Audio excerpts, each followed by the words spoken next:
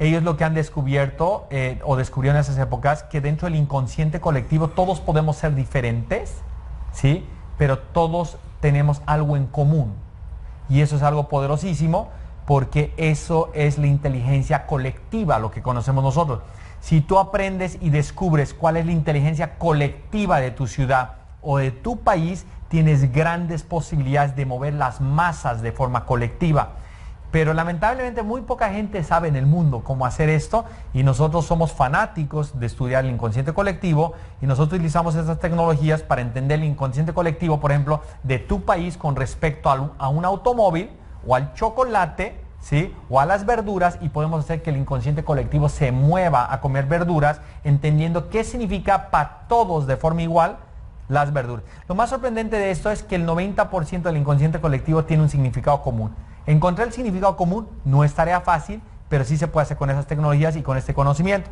Cuando uno hace una campaña electoral, uno tiene que ante todo descubrir el inconsciente colectivo de las masas y encontrar el código común simbólico de la masa colectiva. Cuando uno entiende cómo encontrar el código simbólico de la masa colectiva, uno sabe cuál es el mensaje colectivo para esa masa. Tú puedes hacer discursos segmentados, pero no hay mejor forma de ganar una elección que haciendo discursos colectivos. ¿Cómo se encuentra el discurso colectivo en masas? Hay muchas técnicas. La técnica más aceptada y más efectiva que hemos visto nosotros y que hemos probado nosotros, ¿sí? Es a través de respiración holotrópica, donde tú le preguntas a una persona algo cuando él tenía 18, 15, 13 años, le descubres las improntas. Lo que hace la respiración holotrópica es que tú durante 1 minuto y medio, 2 minutos, ¿sí? Tú vas a respirar de esta forma, ¿no?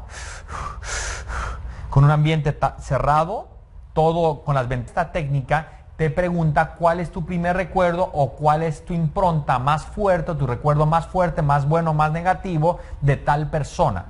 Y preguntando eso o preguntando qué significa para ti salud, encuentras el inconsciente colectivo de salud. ¿Qué significa para ti educación? Encuentras el inconsciente colectivo. ¿Qué significa ganador de elección 2015? Entonces sale en el inconsciente colectivo esa información. Y esa información es bien curiosa porque cuando la gente entra en racionalidad, apuntan en unos papeles, ¿sí? Lo que ellos vieron, lo que ellos sintieron. Se prende la luz y ellos cuentan la historia. ¿Saben qué es lo fascinante de esto? Yo llevo 10 años haciendo esto, ¿no? Que el 80% de la gente cuenta historias totalmente diferentes, pero existe una estructura en todas las historias. No te fijas en los contenidos, sino en las estructuras. Y las estructuras te dicen lo mismo, nomás que te lo cuentan de una forma distinta. Entonces encontramos el código del yogur, el código del aceite para moto, el código del automóvil, el código de la ciudad perfecta, el código del bienestar, el código de la educación, el código de los seguros, de los agentes de seguros. Eso es nuestro trabajo todos los días. Lo siguiente que tienen que entender es que el movilizador de absolutamente todo en la vida es el miedo, ¿sí? Y yo quiero decirles una cosa, porque esto es impresionantemente poderoso. Lo que no es ético y lo que no se vale es vender miedo. Eso es de lo más enfermo, y además hemos podido probar nosotros que cuando tú vendes miedo de forma directa, ¿sí? El cerebro se cierra, porque el cerebro está diseñado para evadir el miedo. Entonces esos candidatos que yo he visto, muchos de ellos que salen a vender miedo, no ganan, ¿sí? Entonces hay que tener mucho cuidado con ese tema. Lo que es muy diferente es que tú estudies y analices el miedo de los ciudadanos de tu ciudad o de tu país, y entendiendo esos miedos, ¿sí? Tú construyes, ¿sí? Un producto antimiedo, que eso es distinto. Tengan mucho cuidado con ese tema. No es salir a vender miedo, porque jamás yo les voy a recomendar eso. Es entender el miedo de la gente para poder crear un programa de gobierno, crear un candidato o tener un candidato que pueda cubrir ese miedo, ¿sí? Entonces, por eso, algo que fuera muy sano es que los empresarios en los países estudiaran el miedo y dijeran cuál de todos los candidatos podría ser el que más cubre ese miedo. Eso fuera el mundo perfecto. No es muy fácil hacer eso, pero eso fuera una excelente opción. ¿Listo? Cuando tú decides casarte con alguien, la persona que tú escoges para estar toda la vida, ¿sí? Es una persona que tiene la habilidad de cubrir tus miedos, ¿sí? Gracias. Entonces, esto es Ustedes hagan el análisis. ¿Qué tiene tu esposa o qué tiene tu esposo que no tienes tú? ¿Sí? Entonces vamos a ponerle, mi esposa es, ¿sí?, introvertida, yo soy extrovertido. Bueno, pues esos son los miedos que se van componiendo. Por eso, polos opuestos se unen. Pero es por los miedos. Y ella tiene algo que tú no tienes, pues tú no eres consciente de eso. Pues si tú observas fríamente por qué te casaste con ella y qué tiene ella y qué miedo puede ella haber cubierto en ti, te vas a dar cuenta que sí. Por ejemplo, algo muy común es que ella viene de una familia, una hermosa familia. Yo tengo miedo no tener esa hermosa familia. Por eso yo me caso con ella, porque me acerco a la posibilidad de tener esa hermosa familia. ¿Okay? En todos los casos funciona igual, solamente que los seres humanos en esta era somos totalmente lejanos a entender cómo funcionan los miedos. Es el miedo que ha hecho que el PRI vuelva a ganar después de 10, 12 años, pues otro miedo. ¿Sí? El miedo que eso esté incontrolado, y para acabar con eso tienen que ser muy hábiles y tienen que saber cómo se mueve ese juego. ¿Ok? Entonces ese podría ser otro miedo. Entonces ya cambia la decisión por quién votas, porque entra otro miedo.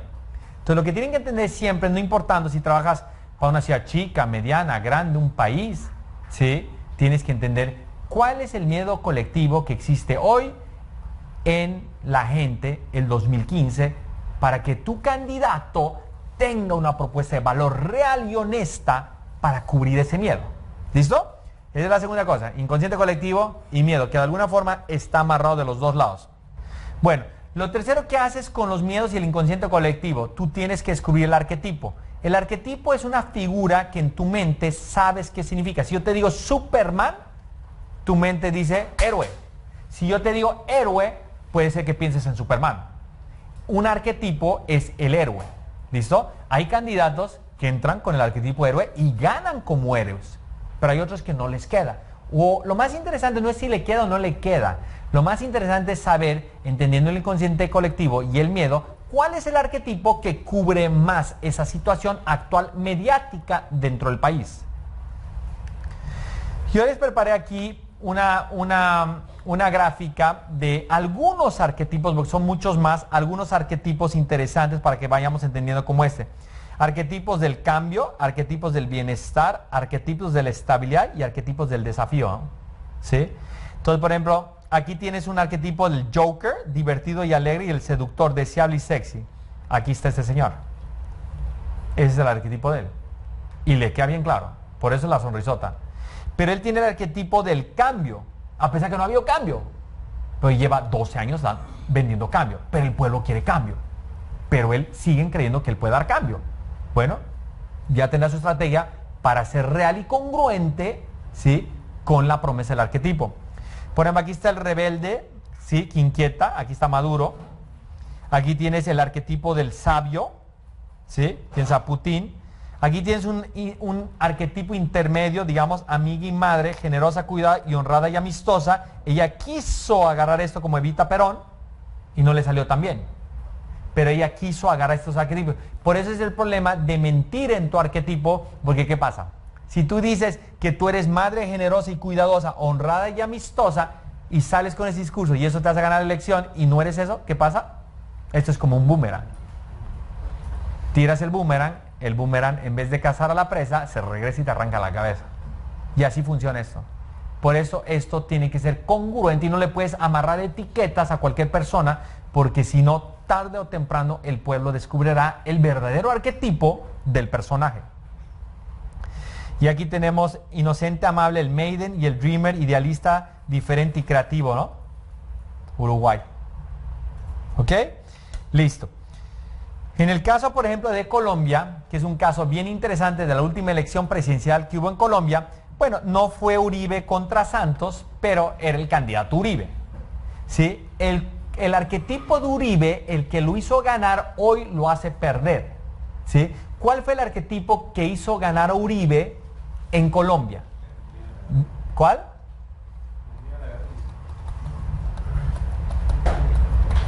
Ese es el arquetipo. ¿Ok? Si a ti te está fregando el terrorismo durante 25 años, te han quitado todo, te han fregado las bombas, el miedo, todo eso, y sabes que a él le mataron el papá y él está dispuesto a vengarse por ti, el arquetipo ¿cuál es? Vengador. Si yo digo vengador, ¿todos ustedes creen que me lo pueden describir perfectamente? No hace falta un instructivo para explicar que es un vengador. Él es el vengador. Y la gente votó por él como un vengador. Un tipo, ¿sí?, que la gente sentía colectivamente que iba a vengarse por ellos, iba a acabar con el terrorismo y el narcotráfico. Lo cumplió. Pero después de cumplirlo pasan 5 años o 4 años, ¿sí?, y en un país donde ya está mediáticamente estable y más tranquilo y no estás tan afectado, y ahí es donde dicen ustedes, no, es que los pueblos no tienen memoria. No, es que eso es, nunca hay que decir eso. Es que el inconsciente colectivo ha cambiado. Cuando el inconsciente colectivo cambia, es que ya no hay memoria, hay acto. Entonces ahí que Santos sale con un arquetipo que se llama el pacificador. ¿Y cuál creen que gana de los dos ahorita? Así es, la gente no quiere guerra. El discurso de la no guerra funciona. Y este señor sigue con el discurso de sí guerra.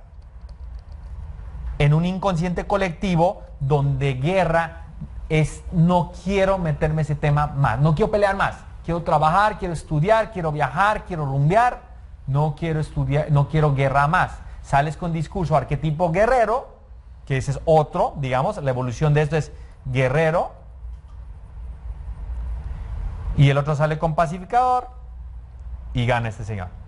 Es tan sencillo como eso. Entender el inconsciente colectivo, los arquetipos te hacen entender por qué gana un candidato o no gana. Obviamente las variables se mueven por las maquinarias políticas, los dineros, y bueno, ustedes saben más que yo de esto, ¿no? ¿Sí? Pero créanme que podríamos decir que en Latinoamérica el 60% de la elección se resuelve con estos temas. Pero son temas que uno tiene que atender de forma prudente y de forma profesional y ética, ¿no? Bueno, la neurociencia aplicada, vamos a entrar a la materia de nosotros. Nosotros hoy utilizamos ciencia. ¿Cómo funciona el cerebro en 2 minutos? Ese principio viene de Paul D. MacLean, 1952. Otra cosa fascinante para que ustedes lo investiguen. Les voy a dar las palabras claves para que lo encuentren. ¿Sí? The Triune Brain, o el cerebro triuno. Esta fascinante teoría, en 1952, Paul D. MacLean nos dice que el cerebro tiene 3 cerebros: el cerebro racional, el cerebro emocional y el cerebro instintivo. Este acá se llama córtex, este acá se llama límbico, y este se llama reptil, o más conocido como complexar. ¿Ok? Todo lo que compras en la vida, lo compras. La decisión es una ecuación de esos 3 cerebros de forma simultánea. Por ejemplo, el primer cerebro, el más joven de todos los cerebros, el cerebro que tenemos más los hombres que las mujeres, el cerebro menos inteligente de todos, pero el único que tiene la capacidad de hablar, se llama cerebro córtex o racional. ¿Listo? Ese cerebro córtex o racional te dice, por ejemplo, votaré por Frey porque es un gran economista. Es una decisión netamente racional. Señores, les anuncio lo siguiente. Este cerebro significa el 15%, escuchen, 15% del proceso de decisión de todo en tu vida. Cuando decides con quién te vas a casar, ¿sí?, la decisión es 85% subconsciente, inconsciente, 15% consciente. Todo lo que compras en la vida, no importa si es un tractor, una maquinaria, una computadora, una pieza de ropa o un carro, 15% racional, 85% subconsciente, inconsciente. No crean lo que dice la gente. Por favor, no hagan campañas ni tomen decisiones, ¿sí?, en focus group. En el focus group pasa todo menos la verdad, ¿sí? Porque la gente no tiene la menor idea qué está sintiendo de las cosas. Sí sabe lo que piensa, pero no saben lo que sienten. Y lo que piensan es el 15 y lo que sienten es como el 40 y el resto es como el 55. ¿Ok? Pero la gente dice, votaré por Frey porque es un gran economista. ¿Listo? Pero después viene un segundo cerebro que es el que domina en las mujeres. Las mujeres son más límbicas que nosotros. Por eso siempre decimos, ¿sí?, mi mamá tiene un sexto sentido. No decimos, mi papá tiene un sexto sentido, ¿no? Bueno, eso se llama lo intuitivo, que viene del cerebro límbico, un sistema de miedos, de emociones, de kinestesia brillante en la toma de decisión. Y aquí dices como por ejemplo, él es como yo, me siento bien votando por Adolfo, me siento bien votando por Adolfo. ¿Ok? Este cerebro, ¿sí?, es mucho más determinante en el proceso de decisión que el otro. Por ejemplo, los miedos juegan dentro de ese cerebro, pues están totalmente conectados con el sistema de sobrevivencia instintivo animal que tiene el ser humano.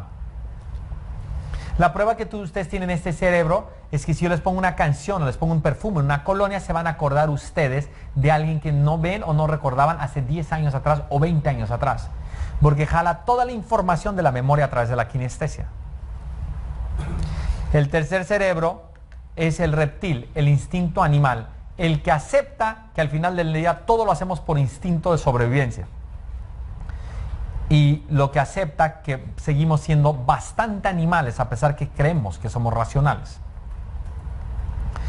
Por ejemplo, aquí dices, Torres se vengará por mí y lo que me han hecho, se vengará por mí de lo que me han hecho estos malditos, por ejemplo.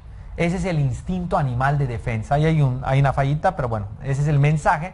Porque este señor tiene pruebas que se puede entrar a vengarse y a solucionar el problema de la corrupción y el narcotráfico, por ejemplo. ¿Sí? O de las mafias, yo no sé, ¿no? Entonces, ese es el instinto animal. Cuando hablamos de instinto, hay cosas fundamentales. Por ejemplo, ¿cuáles son las 3 cosas que fidelizan más instintivamente al ser humano? Lo primero es la alimentación, la comida. Por eso somos tan fieles a mamá. ¿Ok? Lo segundo es la guarida. Y lo tercero es la educación. ¿Ok? Por eso no es casual que los candidatos o los políticos, sin saber ni siquiera de dónde viene eso, con pura experiencia empírica, ¿sí?, dicen voy a ofrecer salud, comida, ¿sí?, y guarida. Y se la pasan ofreciendo eso. Pero si todos ofrecen eso, pues nadie te va a creer. Entonces hay que tener cuidado. Pero instintivamente la gente busca eso. Pero ya no se la creen. El cerebro instintivo tampoco es tonto, porque se toma la decisión a través de los 3 al mismo tiempo. Entonces, es bien importante que sepan que las campañas se construyen acá. En este triangulito, se los voy a pintar. Tienes que tener un discurso racional, tienes que tener un discurso emocional y tienes que pegarle durísimo al instinto de sobrevivencia. ¿Ok? Listo. En resumen, uno construye el código simbólico del candidato a través de 3 cosas particularmente: el inconsciente colectivo, los miedos y los arquetipos. Entonces, ese es el código del candidato. Entonces, tú tienes que tener un mensaje racional, fuerte y contundente, que significa el 15%. Tienes que tener un mensaje emocional subconsciente, que significa el 30%, y tienes que tener el mensaje biológico inconsciente, que significa el 55%. En medio de esos 3 construyes el código del candidato. Y después con esta información lo trasladas y lo implementas, ¿sí?, a través de tener claro el arquetipo. Y aquí, cuando tienes claro el arquetipo, construyes las metáforas y las imágenes, las posiciones de las fotos. Absolutamente todo. Si tú quieres comunicar el código simbólico de forma frontal a la gente, simplemente la gente va a decir, estás loco. Imagínate que Uribe hubiese salido, señores colombianos, yo voy a salir a vengarme por ustedes. ¿Sí? Probablemente la gente se hubiese asustado también, ¿no? Pero si metafóricamente sientes que él es el vengador, te puedes conectar con él, ¿no? Los símbolos, la imagen y la promesa de marca, la promesa y el branding del segmentado, eso es bien interesante, porque aquí tú puedes decir, ¿cómo yo segmento el código para jóvenes? ¿Cómo segmento el código para clase media? Pero clase media vamos a ponerle 25 o 45. ¿Y cómo segmento para los viejitos? Y este mismo código lo podrías llevar a discursos parecidos, pero diferentes, con acentos diferentes. Que eso es algo que tampoco se hace, ¿no? Se hace un comercial de televisión para todos. No, señores, hoy los recursos para hacer comercial de televisión, eso es lo más barato producir. Lo que conviene es tener un código, 3 acentos, 3 comerciales pautados de forma totalmente segmentada, que hoy se puede hacer eso. En el pasado no se podía hacer eso. Hoy sí se puede, de muchas formas. En el programa de televisión para los jóvenes, en el teléfono para las señoras, en las novelas, pero separado. Lo que es muy curioso es que se hace una campaña para todos. Y la triste realidad es que no existe una campaña sobre la faz de la tierra que le puede vender a todos, ni existe una marca que le puede vender a todos, ni Coca-Cola. ¿Ok? Y algo bien importante, los actos públicos y el manejo de los medios sociales, que se han convertido fundamentales dentro de la estrategia electoral. El poder de interactuar, señores, son fundamentales. Por ejemplo, el concepto de estar en campaña comiendo es fundamental. La fotografía del candidato comiendo con los indígenas, comiendo con los empresarios, pero comiendo, no digo sentado en una mesa elegante, digo comiendo, o sea, comiendo.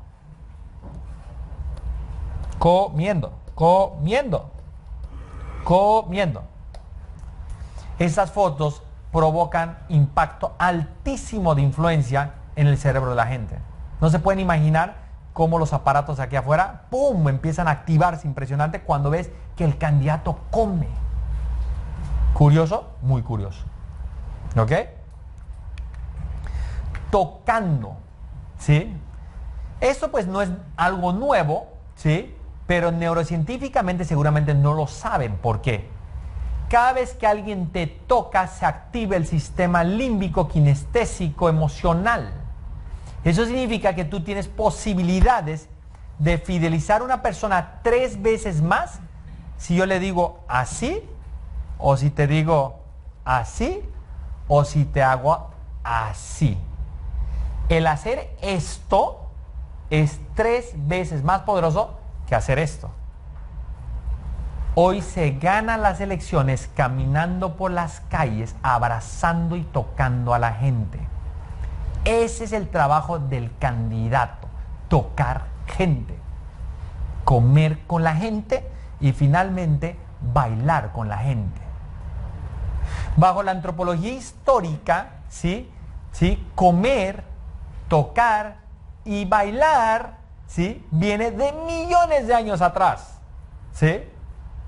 Tomarse la tutuma, ¿sí?, o fumarse la pipa de la paz, ¿sí?, el comer, el ofrendar el alimento, el ofrecer el alimento, el comer en tribu o en familia y el bailar.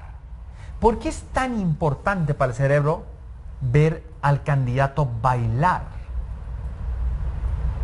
¿Saben por qué? Se vuelve cercano, se vuelve humano. ¿Qué pasa si un candidato mío, ganamos una elección en Jalisco, México, hace 10 años atrás, bailando con gordas viejas? La estrategia, como él no podía bailar con todos en un meeting de 2,000 personas o 1,000 personas, la estrategia es que él tenía que bailar con 30 gorditas viejitas. ¿Qué creen que piensa el cerebro cuando el candidato baila? Un tipo apuesto, guapo el tipo este, ¿no? Y buen bailarín además, porque eso no se le pone a cualquiera, ¿no? ¿Sí? Y llega al evento, saluda, da un discursito de 3 minutitos y a bailar con 30 gorditas viejas. ¿Quién creen que pasa después de que él baile con 30 gorditas viejas? Todo el mundo dice, qué buen tipo este, qué bárbaro. Bueno, él ganó bailando con gorditas viejas, ¿sí? Y eso es fascinante, porque las cosas más básicas y más simples son las que conquistan la mente humana. Bueno, el Facebook, una herramienta clave. El que hoy no tiene 5, 8, 10, 20,000 amigos en Facebook está castrado, ¿sí? El Facebook es una maquinaria comercial y de relaciones públicas espectacular. Por favor, ténganlo ustedes y también inviten a sus candidatos a que sepan usarlo. Yo aquí explico científicamente cómo funciona el Facebook, pero se lo voy a decir bien rápido. El Facebook, ¿sí?, es la novela en tiempo real de tus amigos. Pues tienen que entender una cosa clave. En Facebook hay 3 cosas fundamentales. En Facebook, como se llama el nombre, Facebook, el carelibro, ¿sí?, o el libro con cara, tiene que haber caras. Los Facebook que no tienen caras no funcionan correctamente. Ponle cara. Entonces aquí estás tú y tu cara. Aquí estás tú y tus amigos. No, ese es tú y tu producto. O tu promesa como candidato. Y aquí estás tú con tu promesa y tus amigos. Y esto te lleva acá y esto te lleva a la viralización. Bueno, la influencia corporal es clave, señores. Esto es PNL, no es una invención de nosotros, solamente que nosotros sí lo hemos validado científicamente, ¿sí? El 55% de la comunicación, de toda comunicación que tú hagas, es con el cuerpo. 55% de lo que ustedes están recibiendo en su cuerpo, como el pavo real, plumaje, ¿sí? Es mi cuerpo. Cómo muevo las manos, ¿sí? Cómo muevo la cara, cómo muevo el cuerpo, o por qué no decirles cómo muevo las caderas. Todo eso hace que tu cerebro le ponga más atención. ¿Listo? Después de la entonación, como hablamos. La entonación es sumamente importante. Como hay candidatos que hablan 600 palabras con la misma entonación, o unos que se la pasan gritando, que tampoco le gusta al cerebro que te la pases gritando, ¿sí? Pero la entonación es fundamental, ¿ok? Pero primero es el cuerpo. Al final son las palabras. Lo menos importante son las palabras, señores, sino cómo dices las palabras.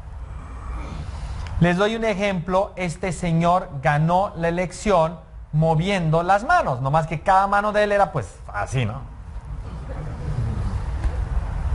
Pero fue fascinante, ¿sí? Fue fascinante descubrir cómo él ganaba votos todas las veces que hacía en televisión por cómo usaba las manos.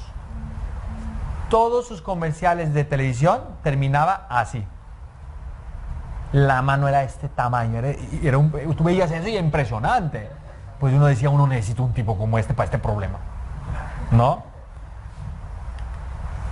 Miren qué interesante eso, ¿no? Una persona pues mucho menos carismática que Vicente Fox, ¿sí? Felipe Calderón, ¿no? Felipe Calderón, ¿sí? Un expresidente de México. Miren a Felipe Calderón aquí amputado. Bueno, así son el 85% de las fotografías de todo candidato en toda Latinoamérica. Amputado, ¿sí? Amputado. El señor nunca nadie le ha dicho que está prohibido que un candidato se ponga detrás de un podium oculto. ¿Ustedes creen que es casualidad que nosotros tengamos esta mesita de cristal con un palito ahí? ¿Ustedes porque somos modernos y ellos son antiguos? No, es que nosotros sí sabemos de neuroeducación y comunicación real. Nosotros sí sabemos que mover las caderas cuando estás hablando así tiene una significación en tu mente. Él no sabe, entonces él se pone aquí.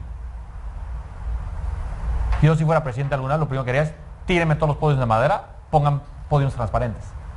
Ya estás ganando con 30-40% de comunicación. Miren el personaje cuando le pones manos. Es como si fuera otra persona. Esto es con actitud, sin actitud. Muerto para el cerebro, vivo para el cerebro. Frases y palabras electorales para la mente. Señores, después de estudiar cientos o miles de palabras, llegamos a la siguiente conclusión. Las palabras que más seducen al cerebro de todas son los verbos de acción, ¿sí? El cerebro ama las palabras, ¿sí? Los verbos de acción. Ganar, lograr, mejorar, cambiar, transformar, estudiar. Nos encanta. Acción. ¿Listo? Pero la palabra favorita del cerebro para conectarse contigo es tú. Entonces, cuando tú mezclas un verbo de acción con la palabra tú, algo pasa con el cerebro que el cerebro quiere hacerte caso. Lo más curioso es que yo llevo estudiando campañas políticas durante 15 años y es menos del 5% los candidatos que usan la palabra tú, obviamente el verbo de acción sí, sin saber cómo usarlo. Pero el que tú digas, tú puedes cambiar tu país si tú votas por mí, eso tiene poder en la mente. La palabra tú acompaña un verbo de acción. ¿Saben qué es otra cosa muy curiosa? Que los políticos no piden el voto. Quiero que tú votes por mí porque tú y yo vamos a hacer una nueva realidad. El cerebro le encanta escuchar eso.